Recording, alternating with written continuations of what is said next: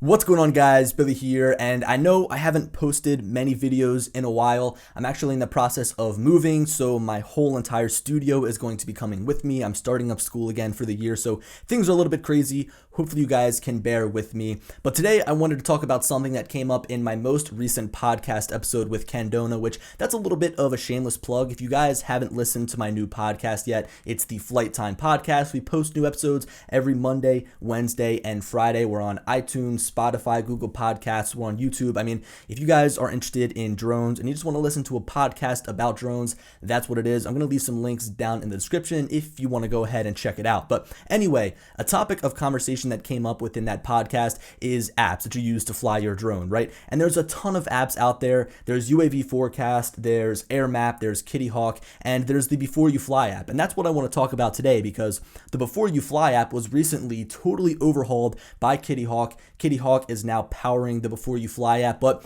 it's kind of disappointing. And it's a great app. It works awesome, but it really isn't all that feature rich. And you guys are going to understand what I mean when we kind of tear apart this app, the B4UFLY app, and compare it to the Kitty Hawk app. So for the rest of this video, I'm going to be putting up a screen recording on either side of me. I haven't really decided where it's going to go yet, but I want to take a look at some of these applications, and specifically the Kitty Hawk application and then the B4UFLY application, because they're kind of the same. You'll see what I mean in a second. But in terms of what apps you need to fly your drone, of course, if you've got a DJI drone, you're going to need the DJI Go app. If you want to fly an Autel drone, you need the Autel Explorer app. If you want to fly a Parrot Anafi, you need the Parrot Free Flight app. I mean, there's the apps that you need, like the companion apps, but there's also a ton of other options out there for like pre-flight checklists. They've got different weather applications. I mean, there is a plethora of apps to download, but in my opinion, Kitty Hawk is the most well-rounded. I mean, up here at the top, we've got our airspace information, and they also include the little boxes to let you know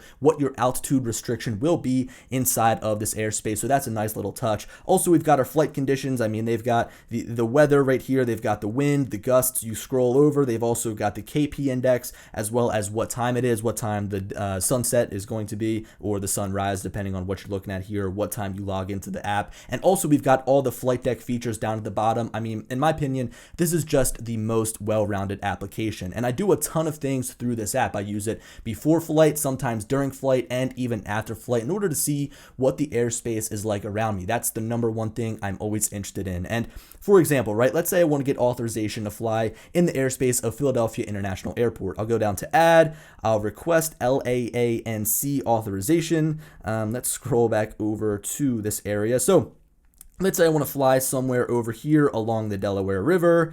It'll give me all the latitudinal and longitudinal points. It'll show me what the weather is like. I can swipe up. I can begin the authorization process. I can say here that I'm a commercial pilot, and then I'll go through all the steps, right? You guys should be familiar with this if you've used Kitty Hawk in the past. But remember what this application looks like right here.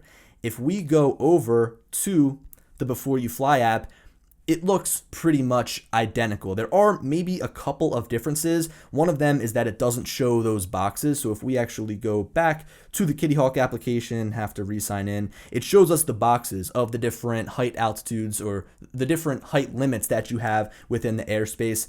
And if we go back to the B4UFLY app, it doesn't have that. It's just very limiting in my opinion. And if we wanted to, in this airspace, we actually can't get authorization within the application. So if I wanted to swipe up, there's no way to actually get authorization here. Also, I found that it takes a really long time to load all this information. So obviously we have some advisories, but there's no way to get authorization. If I wanted to get LANC, if I wanted to get the authorization to fly here, I'd have to tap on the three lines in the top left corner, click on get LANC again, and then it would just take me right back to the Kitty Hawk application. So in my opinion, the B4UFLY app is kind of a waste. Now, let's see. If I jump on over here to my iPhone, right, and I've only got the B4UFLY app on here. I've deleted Kitty Hawk just kind of for testing purposes. If I go over to Get LANC and I tap on Get LANC again, it brings me right to the App Store to download Kitty Hawk. So pretty much the B4UFLY app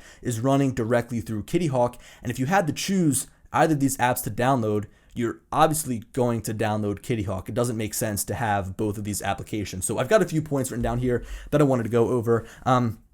First of all, this might seem like a really topic to talk about because it's just a dumb app, but in my opinion, Kitty Hawk is something that every drone pilot should have downloaded on his or her phone. And I always thought that the B4UFLY app was just a total waste. Honestly, I wish I could pull up some screenshots or some screen recordings of the old B4UFLY app because it was totally unusable. And when I heard that Kitty Hawk was going to be developing this new app for the FAA, they were going to develop the new B4UFLY app, I thought it was going to be something different. I thought it'd be something we haven't seen before. And as the FAA institutes all of these rules and regulations we have to follow, I'd expect the B4UFLY app to be the #1 place to go for all information regarding pre-flight, post-flight checklists, also for LANC. But right through the FAA's app, you can't even get LANC authorization. It really just doesn't make all that sense to me. Now, Kitty Hawk did develop this app for the FAA for free. It was of no cost to the FAA, and I guess we understand why now, because they basically just ported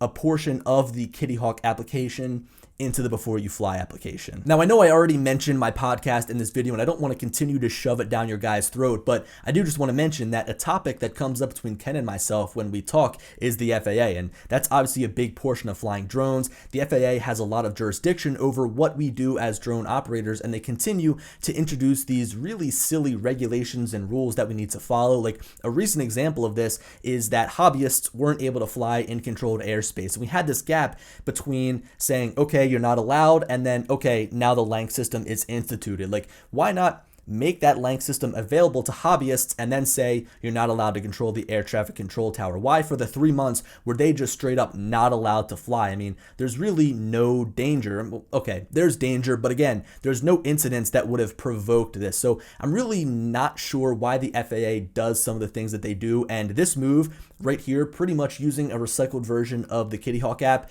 is a total FAA move. I really wouldn't expect anything less of them. So I'm really disappointed in the new app. I mean, they are the main jurisdiction over drone flying in the United States. And for them to have a recycled version of an app that you could go and download that's actually better on its own, it just really doesn't make sense to me.